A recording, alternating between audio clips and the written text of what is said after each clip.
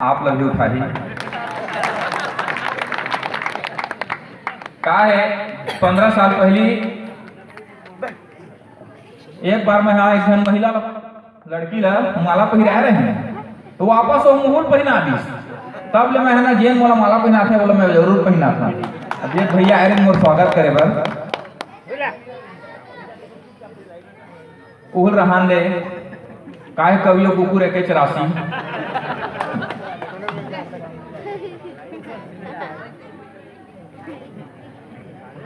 Mic की आवाज बढ़िया तेज दे देवे भाई। जब से शादी हुई मैं जोर से बोल नहीं सकता हूँ, खराब है। बिल्कुल भाई आप सेट कर लो तो मैं जोर जोर से कविता पढ़े लगे तो ओती ले गधा चीज लाई शुरू कर दी।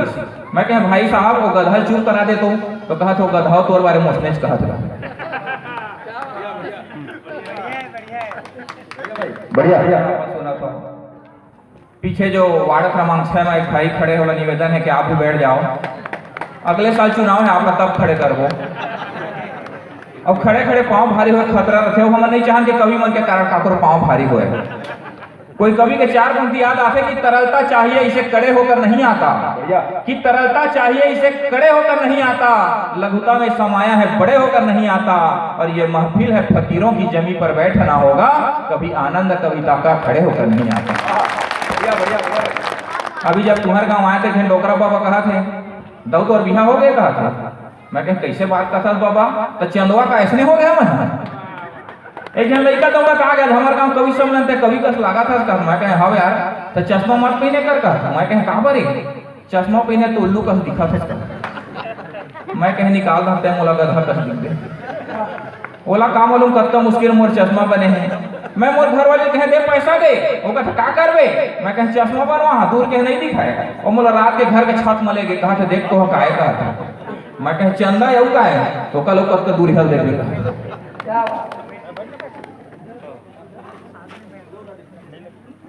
सब अतिथि मन के स्वागत है बैठाओ। मैं तो बहुत बहुत धन्यवाद देना चाहता हूँ पूरा ठेलका वाला मन ला जैसन कवि सम्मेलन का आयोजन करे है। काय कोरोना काल में भैया हम के काय फिक्री से अपन का बतावा एक कवि मन ऐसा लगे जो जेल से छूटे हैं 2 साल में हमारे हालात बहुत खराब रही थी।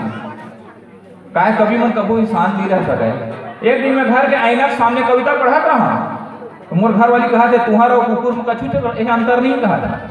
मैं कह तमीज से बात कर साहित्यकार मैं मोरे के स्टेटस है तो बड़का साहित्यकार बने हाथ तक कविता मोरा नहीं सुनाया कहा थे। तब मैं 4 पंक्ति सुनवाने की कोशिश करें कि तुम जो कह दो चांद तारों को तोड़ लाऊंगा। मैं कहे हाथ रे पगली 71 दिन नहीं कहते तोर बस रेडीमेड कविता है मोर करा कि तुम जो कह दो चांद तारों को तोड़ लाऊंगा। बस सत्य कह पाए रहे कहा थे चुपे रहो 15 दिन हो कोलम पपीता पाके है तेरा तोड़े नहीं सका चांद तारा तोड़े यही कहा था। ये कोई कविता है? कविता सुनाना है तो ढंग के कविता सुनाओ। तब मैं 4 पंक्ति फिर सुनाए कोशिश करें भैया कि कविता की स्तर कैसे हो गए। अब कैसे कविता पसंद करे जाते कि उम्र चाहे जो भी हो कमसीन लगती हो, कि उम्र चाहे जो भी हो कमसीन लगती हो, घायल ही कर डालोगे इतनी हसीन लगती हो, और तुम्हारे बिना मैं क्वारंटाइन हो जाऊंगा कोरोना की तुम वैक्सीन लगती। क्या बात बढ़िया। असना कविता महू जानता कहा मैं कहता हूँ तो कवि तुम्हारे संगत के असर हो दे कहा थे। 4 पंक्ति मोर घर वाली मुझे समर्पित कर दी और कहा थे तुम ही मेरे मुरलीधर तुम ही मेरे राम हो, तुम ही मेरी सुबह तुम ही मेरे शाम हो, और मानो न मानो तुम मुझको राधे माँ मैं सारे जहां से कहती हूँ तुम ही आसाराम हो। क्या बात। तो जमाना बदल गए का है ऐसे नहीं कि मोर पत्नी के कोई क्वालिटी नहीं है। वो बहुत पढ़े लिखे है स्कूल में मास्टरी है और पंक्ति काय ओकर बारे में जिक्र करता तो 4 पंक्ति प्रशंसन करे तो लागते काय मोर कवि मन मोर वीडियो रिकॉर्डिंग कर को भेज देते तो 4 पंक्तियों का प्रशंसन पढ़ना चाहता हूँ कि एक अकेली पत्नी मेरी मन को मेरे भाती है। हालांकि ह्यूमन के केठन पत्नी है कि एक अकेली पत्नी मेरी मन को मेरी भाती है। सब गाते हैं प्रेम गीत वो देश प्रेम गीत गाती है, और आज के दौर में सबको लक्स पियर से नहाते देखा सिर्फ एक वही है जो रीन साबुन से नहाती है। तो जिनको हम चुनते हैं वही हमें ढूंढते हैं, नेता हो या बीवी साहब हमारी कहाँ सुनते हैं, हमारी कहाँ सुनते हैं। कि प्रथम पूजनीय शिव के दुलारे गौरी सुत गणपति गणराज को नमन है। और बौद्धिक आयोजन कर साहित्य को मान देते आपके सराहनीय काज को नमन है। कि धर्म संस्कृति संस्कार के पुजारी आप स्वाभिमानी धन्य इस समाज को नमन है। और मंच में विराजित हो माता वीणा पाड़ी और महामाई माता हिंगलाज को नमन है। महामाई माता हिंगलाज को नमन है। बहुत बहुत धन्यवाद।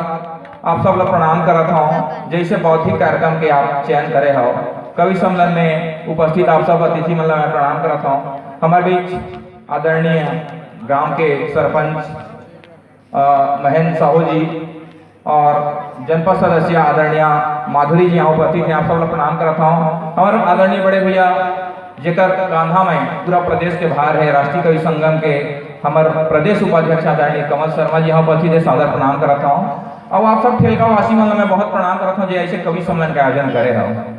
कहा है आपन चाहता था यहाँ कवि सम्मेलन बजाय पंडवानी करा सकत रहे, एक 8 ऑर्केस्ट्रा करा सकत रहे हो, या तो कोई हीरो हीरोइन ला के यहाँ नचवा सकत रहे, नहीं तो ओकर लोग बड़े कोई बॉलीवुड के हीरो यहाँ ला के नचवा सकत रहे हो आप। लेकिन ओकर लिए बजट नहीं रही तो कहीं से कवि मन लगा कहा ईश्वर भैया मोर फोन करी, शशि भाई कवि सम्मेलन हमारे गाँव आना है। मैं कहे ठीक है भैया। तो कहा कब का पैसा लेवे का? मैं कहे तोर कर का पैसा बात करिए, नहीं सीधा बताने यार कब का लेवे का।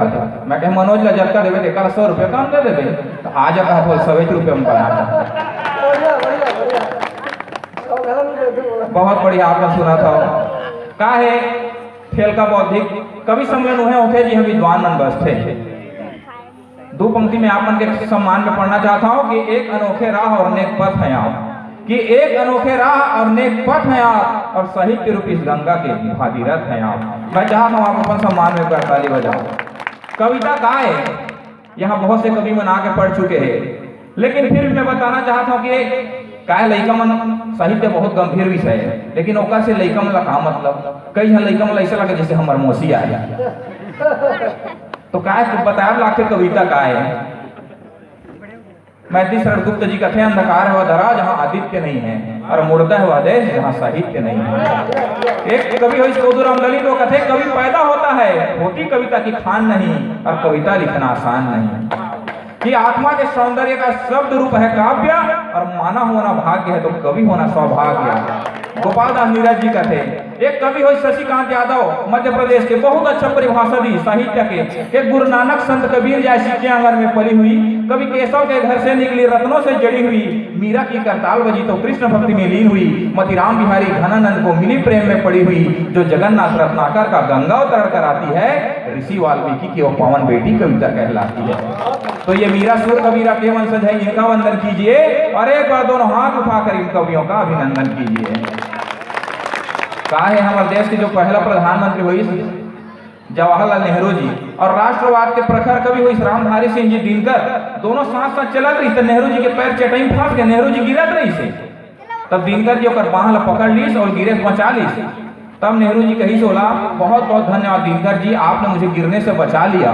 तब एक साहित्यकार जवाब देते, जब जब राजनीति लड़खड़ाएगी, कोई बात नहीं नेहरू जी, जब जब राजनीति लड़खड़ाएगी साहित्य उसे संभाल लेगा। तो ये पावर है सर। राधे श्याम भारती जी के 4 पंक्ति याद आते कि ना कोई बोल पाए तो कविता बोल देती है, ना कोई बोल पाए तो कविता बोल देती है, अंधेरों में खिड़की रोशनी के खोल देती है, और ये ताकत भी है कविता में गर्व, सचमुच कविता है, ये मरते आदमी की जिंदगी से खोल देती है। मैं चाहता हूँ पूरा सदन एक बार, हमारे साहित्य परंपरा के नियम है कि हम माँ वीणा पाड़े के आराधना से काव्य आराधना शुरू करता हूँ। मैं हमारे बीच उपस्थित भाई हरीश पटेल हर यहाँ एकमात्र वीर रस के और छंदाचार्य बहुत